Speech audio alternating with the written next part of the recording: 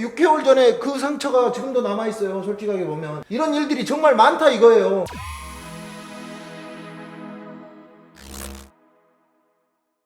안녕하십니까, 온라인 컨설턴트 중국무역 전문가 바이킹입니다.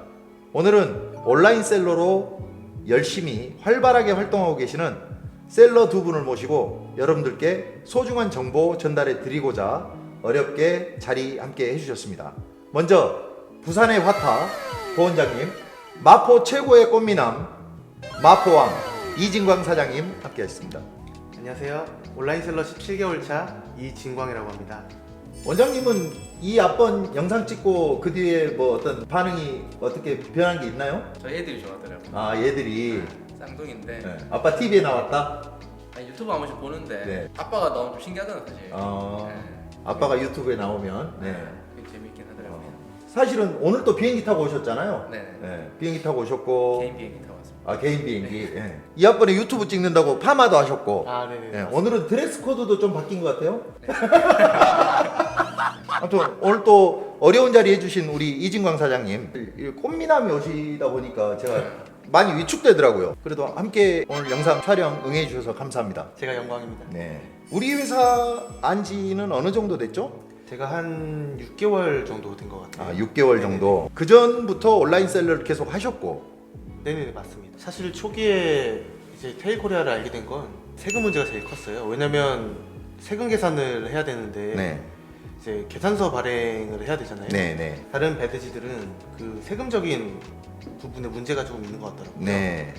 세금 계산서 발행이 안 된다던가 네. 그런 문제가 있어서 어떻게 해결해야 되는지 계속 찾아보고 있었어요. 그렇게 검색을 하다가 알게 된 게 테일코리아. 그럼 그 전에는 결제나 이런 거 어떻게 하셨어요? 그전에는 사실 제가 모르는 부분이 너무 많았어서 네. 그 중국 현지에 계신 지인분을 통해서 뭐 결제를 한다거나 그분께 입금을 해드리고 이런 식으로 이제 진행을 했었거든요. 근데 알고 보니까 이게 나중에 외환거래법 위반이다. 네네네. 근데 보통 사실 이런 걸 잘 모르세요. 일반 사람들이 모르시죠? 네, 저도 잘 몰랐고 이게 뭐 잘못된 거라는 걸 알면은 안 하는데 보통 이런 거를 처음 시작할 때는 그냥 쉽게 또 액수가 적으니까. 네네. 네. 근데 그때는 간이 가세자셨나 보네요. 네네네, 맞습니다. 근데 이게 제 생각에는 그것도 중요하지만 사실 이게 나중에 일반 과세자 됐을 때 이게 증명할 수 있는 매입 자료가. 매입 자료가 뭐 송금한 자료가 매입 자료가 안 되니까. 그쵸. 네. 그래서 그것 때문에 검색을 엄청 많이 해봤어요. 네. 그래서 휴일에 막 2, 3일을 계속 검색을 해보고 어떤 업체에서 세금 계산서를 제대로 발행을 해주는지 그런 거에서 찾다가 이제 알리피드를 만나게 된 거죠. 그래서 그때 상담을 했었는데 사실 저한테는 좀 충격적이었어요.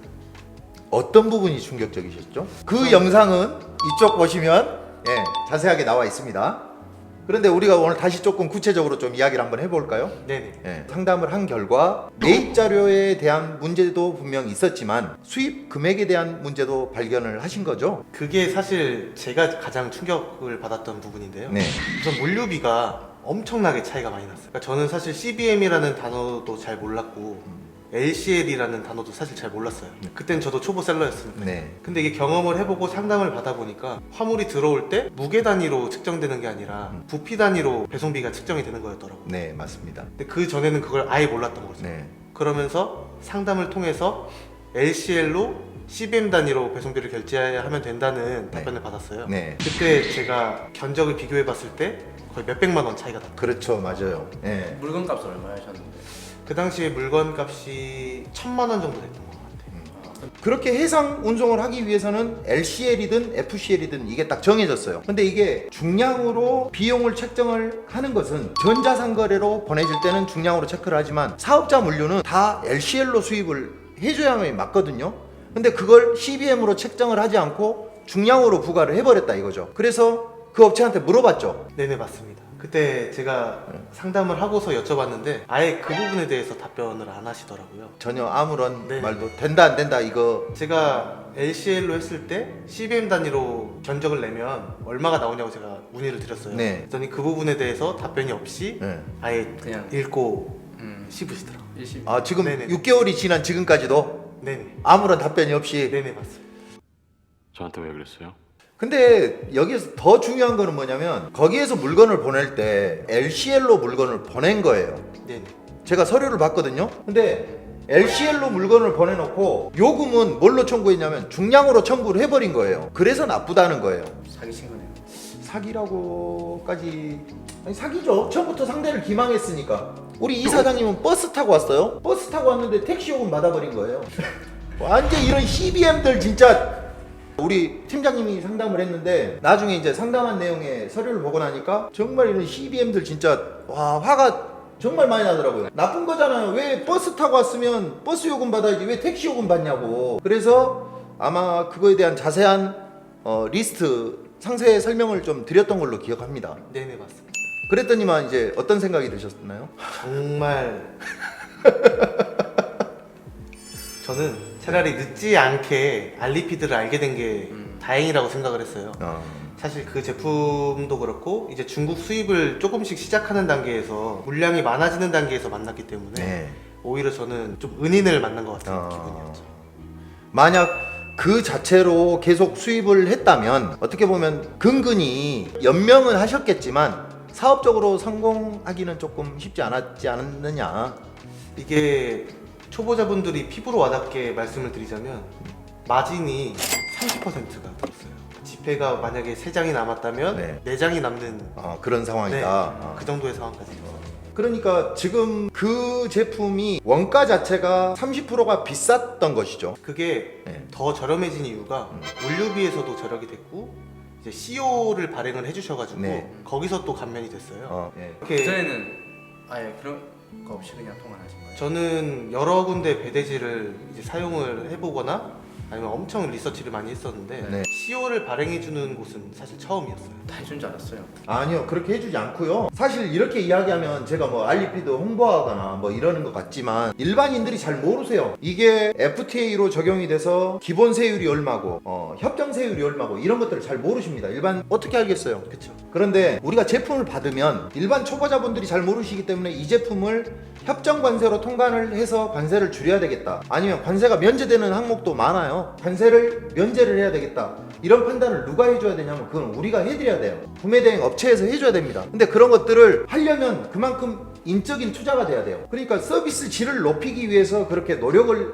해야 되는데 안타깝게도 서비스 질을 높이기 위한 노력보다는 어떻게 이런 CBM들 진짜 눈탱이를 좀 볼까? 모든 업체가 다 그렇다는 거 아니에요. 근데 이런 사람들이 있는데 어떻게? 지금도 지금 눈에 정말 미남이잖아요.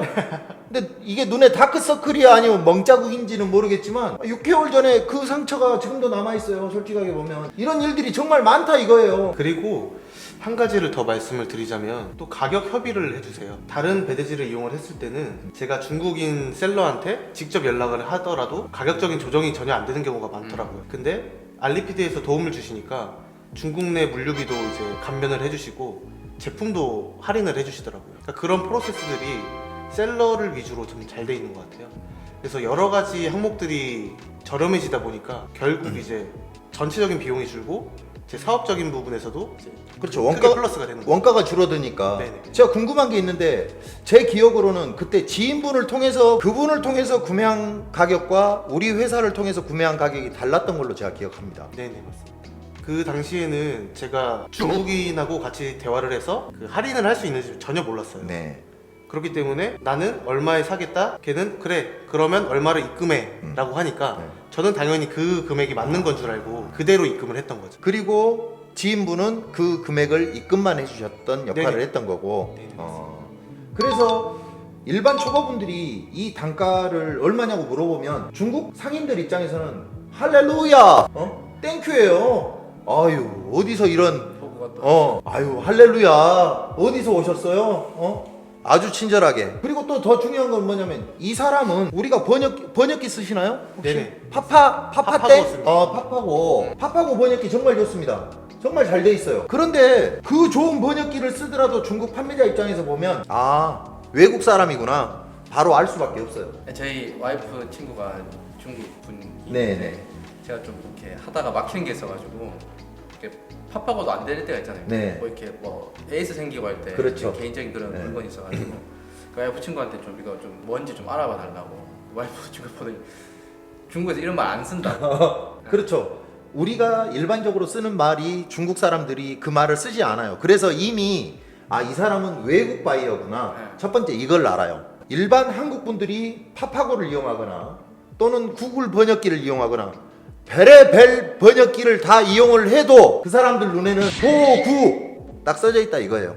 솔직한 마음으로. 그래서 그 제품을 우리 회사 구매팀 MD들은 제품을 딱 보고 판매자한테 물어봐요. 이거 할인 좀 해줄 수 있어? 라고 물어보는데 만약 할인을 못 해주겠다고 이야기를 하면 알았어 그럼 다른 데 찾을게 라고 이야기. 아주 심플하게 어. 다른 데 찾으면 되잖아요. 예를 들어서 이진광 사장님이